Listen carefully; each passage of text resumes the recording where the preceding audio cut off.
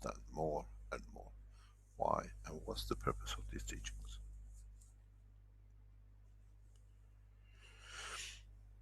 In trying to add to the structure of the soul of the man in the dimension of physicality, many of us have taken into plants. We have eaten, we eat, we understand the process of the vegetation, we understand the process of what we call photosynthesis. Where and how does it happen? The same as what we explained in the past. Last week I explained about the structure of the passing of the energy through the lung, through the blood, and then connections with the soul.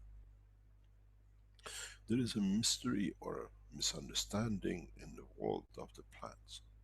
Maybe today's teaching will start a new cycle of understanding. If you look in the history of the education of the man in the physical dimension life of the plants, we've been told that the plants give oxygen during the day and they absorb carbon at night. And then we have explained it again like what we said, we breathe air and the oxygen goes through the lung and goes then through the wall of the lung into the blood.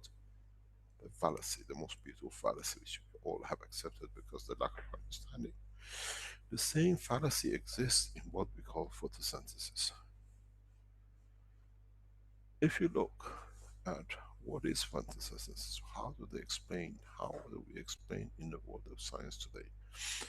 I've asked Rick to dig it out, that we understand the present knowledge and then we add to it that we understand it in a more correct way.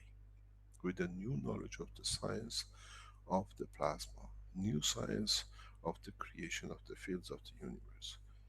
Rick, would you like to bring up the page about this photosynthesis, what it is and what he explains to us? Sure, Mr. Kesh. This is the Wikipedia page that is always a good reference to get a baseline of what it's all about. We call it photosynthesis. And as it says here, let me just make sure my microphone's, yes. As it says here, photosynthesis is a process used by plants and other organisms to convert light energy into chemical energy that can later be released to fuel the organism's activities or energy transformation.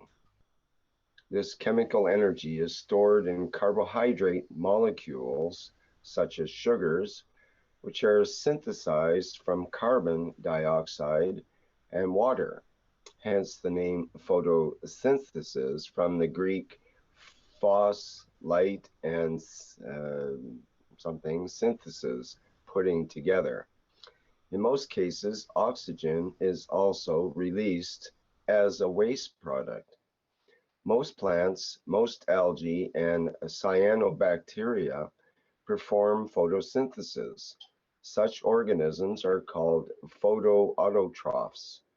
Photosynthesis is largely responsible for producing and maintaining the oxygen content of the Earth's atmosphere and supplies all of the organic compounds and most of the energy necessary for life on Earth.